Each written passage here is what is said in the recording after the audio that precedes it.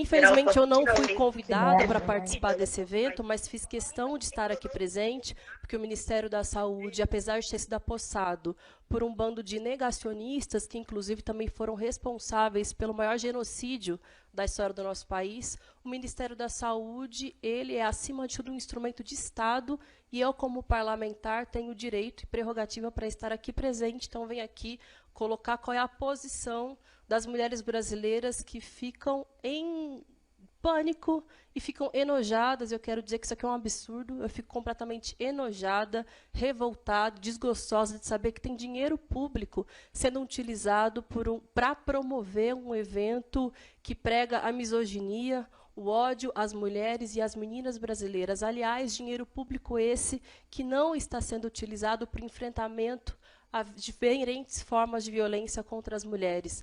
Haja vista que nós temos o menor orçamento já utilizado para enfrentar a violência doméstica, a violência sexual e a violência física da história do nosso país. Nenhum centavo foi utilizado, por exemplo, para desenvolver as casas da mulher brasileira nesse governo. E, à medida em que há um estupro a cada 10 minutos no nosso país, não só existe uma conivência, como existe o estímulo e a autorização por parte do governo, quando não financia as políticas públicas de enfrentamento à violência contra as mulheres, mas quando promove eventos misóginos como esse. É um evento que propaga mentiras e que, inclusive, convidou a juíza Joana Zimmer Ribeiro para vir aqui prestar o seu depoimento. Juíza esta que, nesse momento, está sendo investigada pelo próprio Conselho Nacional de Justiça pelo crime de tortura que cometeu contra uma criança de 11 anos, que tem o direito, desde a década de 40, a realizar a interrupção da sua gestação quando ela é fruto de um estupro. E eu fico novamente enojada em saber que aqui alguns dizem se chocar com esse direito, que é desde 1940, um direito no nosso país, mas não se choca com o fato de que a cada 10 minutos, durante essa minha fala, uma mulher vai ter sido estuprada em algum canto desse país, e nada é feito para tentar punir os estupradores. Aqui se promove a investigação das estupradas e não a investigação dos estupradores nesse país, sendo que somente 3% dos estupradores são condenados de algum modo. Eu quero saber por que esse governo não gasta sua energia e o orçamento que é público para ir atrás dos estupradores e não das mulheres, das meninas que são estupradas. 70% das mulheres que são estupradas no Brasil, na verdade, são meninas. São menores de 18 anos. Meninas que ainda não têm nem conhecimento sobre o que é o seu próprio corpo, o que são seus órgãos reprodutivos, que estão à mercê de todo tipo de abuso, de todo tipo de violação. Por isso, a nossa exigência, e nós vamos para a justiça, nós vamos até o fim, para que seja imediatamente revogado esse documento. Porque tem gasto de dinheiro público, em primeiro lugar, para tentar fazer um verdadeiro caça às bruxas, às meninas nesse Brasil que estão completamente desamparadas e que deveriam ser acolhidas como meninas que são. Eu sou mãe de um menino que acabou de completar 1 ano. E eu não quero um Brasil que ensine para o meu filho que as meninas são as culpadas pelas situações de violência que elas passam. Não é essa a educação que eu darei para o meu filho, e eu espero que crianças como ele cresçam num Brasil completamente diferente desses que os senhores estão implementando. Soube que aqui foi dito que a investigação é importante porque ela pode, inclusive, proteger as vítimas, as denunciantes dos estupros. Eu quero saber se os senhores conhecem, por exemplo, o caso da Mari Ferrer, lá de Santa Catarina, que foi até o fim, até a última instância da justiça contra o seu estuprador. E quem foi a única pessoa que foi humilhada, violentada e criminalizada em todo esse processo? Foi justamente a vítima. Porque o sistema de justiça no nosso Brasil, infelizmente, não protege as nossas mulheres e as nossas meninas. E foi por isso, inclusive, que nós conquistamos no Congresso Nacional a Lei Mari Ferrer, para que as meninas não precisem mais passar por nenhum tipo de humilhação e de violência nos tribunais. E nós vamos propor uma extensão da Lei Mari Ferrer para toda e qualquer autoridade no país, inclusive secretários, mesmo aqueles que sejam nomeados pelos governos de plantão, porque eles também precisam ser responsabilizados, como o senhor Rafael Câmara, pela violência institucional que estão cometendo contra as nossas mulheres e contra as nossas meninas brasileiras. O senhor Rafael Câmara também foi responsável por apresentar uma cartilha, senhoras e senhores, que estimula a violência obstétrica.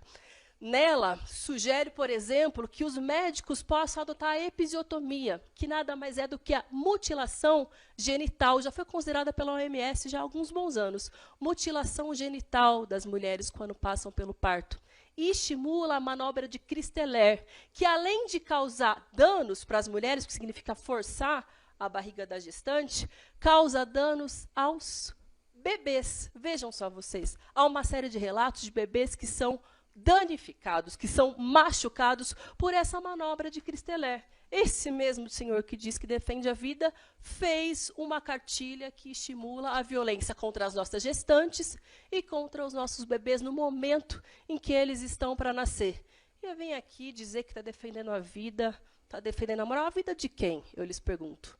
A vida de quem? É das nossas meninas de 15, de 12 anos, de 11 anos, de 10 anos?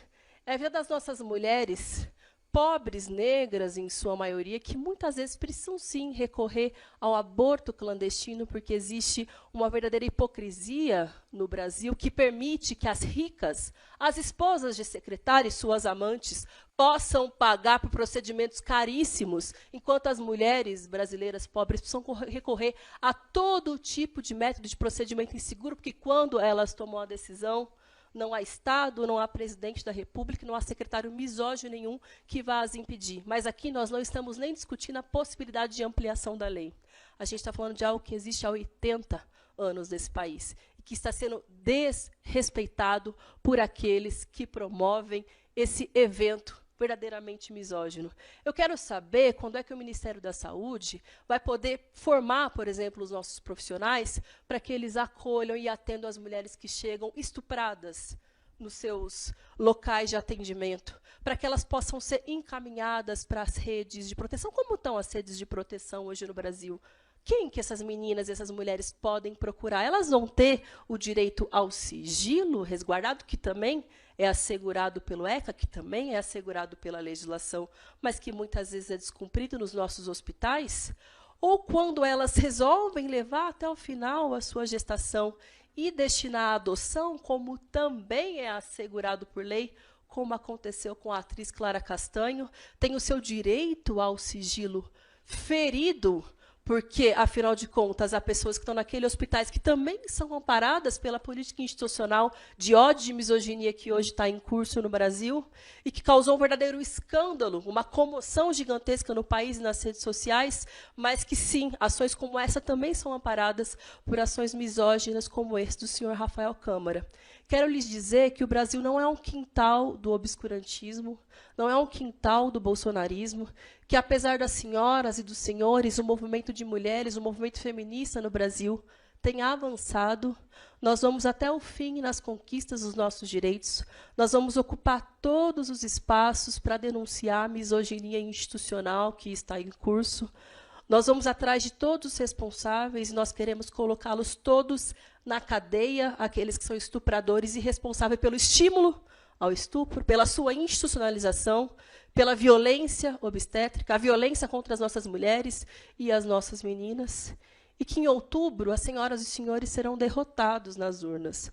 Mas a verdadeira derrota que os senhores passarão virá, sem dúvida, pelas mãos das mulheres, quando toda essa misoginia, esse ódio, esse machismo for verdadeiramente varrido no nosso país e que as nossas mulheres, nossas meninas possam simplesmente viver sem violência, sem ser assediada, sem ser estuprada, e que os equipamentos públicos e as instituições brasileiras sejam voltadas para acolhê-las, protegê-las, proteger a sua decisão, o seu direito de não ser estuprada e de não levar adiante o fruto de um estupro e de uma violência, que hoje, inclusive, é institucional, mas que não será, porque a lata do lixo da história espera pelos senhores. Obrigada.